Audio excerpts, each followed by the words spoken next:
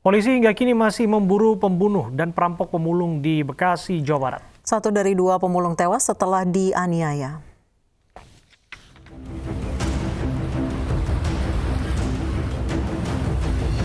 Aparat Polres Bekasi dan Polsek Cikarang Barat masih menyelidiki perampokan dan penganiayaan 2 pemulung depan showroom mobil di Jalan Fathahillah, Desa Kalijaya yang terjadi 29 September lalu.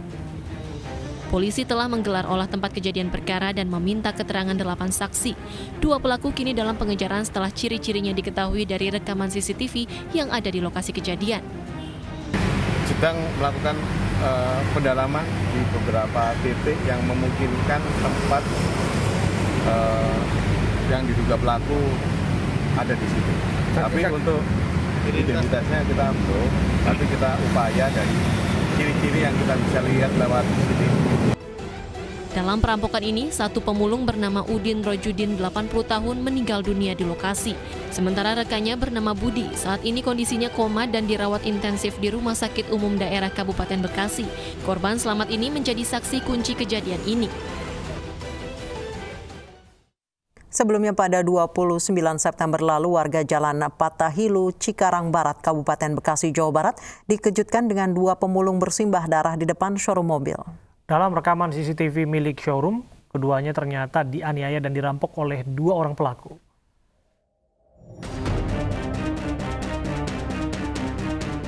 Inilah detik-detik 2 pemulung yang sedang tertidur lelap depan showroom mobil di Jalan Fathahillah Cikarang Barat, Kabupaten Bekasi, Jawa Barat, dianiaya 2 pria 29 September lalu. Usai menganiaya, kedua pria ini juga mengambil uang dan membawa kabur gerobak milik korban. Kejadian ini baru diketahui warga pada pagi harinya. Pemilik showroom langsung melapor ke Polsek Cikarang Barat. Jam 6 saya ke pasar mah, kira-kira masih tidur, masih pada geletak gitu. Masih ada geletak, belum ada orang yang nyamperin belum. Jam 6 saya karena biasa tidur di situ, jadi nggak curiga dia kenapa-kenapa. 1 korban meninggal dunia akibat luka penganiayaan di kepala bernama Udin Rojudin, sementara rekannya bernama Budi kritis, tidak sadarkan diri dan dilarikan ke RSUD Kabupaten Bekasi. Kasus perampokan dan pembunuhan ini masih diselidiki polisi dengan meminta keterangan 8 saksi.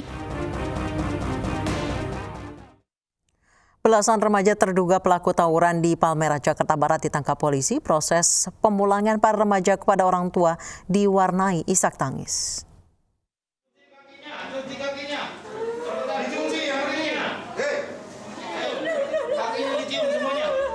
Isak tangis orang tua pecah ketika remaja terduga pelaku tawuran akan dipulangkan ke pihak keluarga. Polisi memerintahkan para remaja ini untuk meminta maaf dengan membasuh serta mencium telapak kaki orang tua mereka masing-masing. Bahkan salah satu orang tua ini tak berhenti menangis hingga nyaris jatuh pingsan.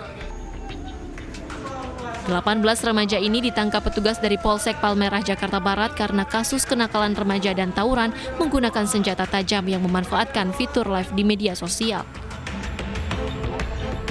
Polisi menyita barang bukti berupa 6 buah senjata tajam. Belasan remaja ini juga diberikan pembinaan mental dengan dijatuhi sanksi hormat bendera dan menghafalkan Pancasila. Ini anak-anak modus ini tantang mereka melalui IG, Instagram. Jadi saling balas-membalas, saling ejek, akhirnya mereka kumpul di Jalan Gang Mawar. Karena ini sudah rutin, akhirnya kita benar-benar kita antisipasi jangan sampai berlanjut-lanjut. Polisi juga meminta kepada para orang tua untuk lebih mengawasi anak-anaknya dalam pergaulan dan tidak keluar pada malam hari. Dari Jakarta, Sofyan Firdaus, iNews melaporkan.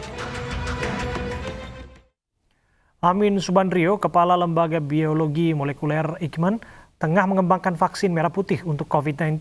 Atas kontribusinya dalam upaya pemberantasan COVID-19, Amin Subandrio menjadi nomine untuk kategori Tokoh Profesional pada Indonesia Award 2020.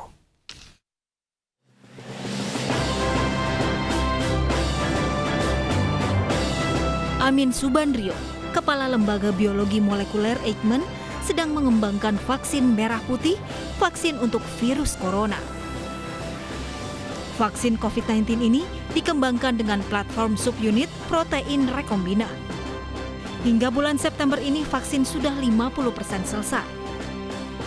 Lembaga Eijkman menargetkan dalam 2 hingga 3 bulan ke depan, protein rekombinan itu bisa disuntikan pada hewan dalam tahapan uji praklinis.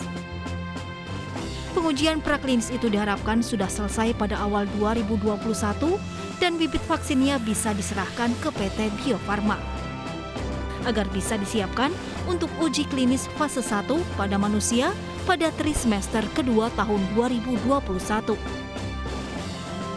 Vaksin merah putih bisa diproduksi massal untuk memenuhi kebutuhan masyarakat Indonesia pada akhir 2021.